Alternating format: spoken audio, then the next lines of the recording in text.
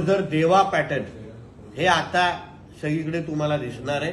जिथे जिथे ह्या जिहादी लँड जिहादच्या नावाने अतिक्रमण करतील, हिंदू समाजाची लोकसंख्या कमी करायला प्रयत्न करतील, तिथे तिथे बुलडोझर देवा तुम्हाला पॅटर्न दिसेल आणि त्या जिहाद्यांना मिट्टीमध्ये मिळवण्याचं काम हे बुलडोझर पॅटर्न करेल और माझा ठाम विश्वास आहे. पोलीस कारवायांना इथून पुढच्या काळामध्ये बळ मिळेल किंवा पोलीस कारवायांची संख्या वाढेल निश्चित पद्धतीने. कारण का काल तुम्ही पाहिलं असेल की मीरा रोडमध्ये आम्ही एका बाजूला पोलीस कमिशनरशी बोलत असताना दुसऱ्या बाजूला बुलडोझर देवा पॅटर्न सुरू होतं.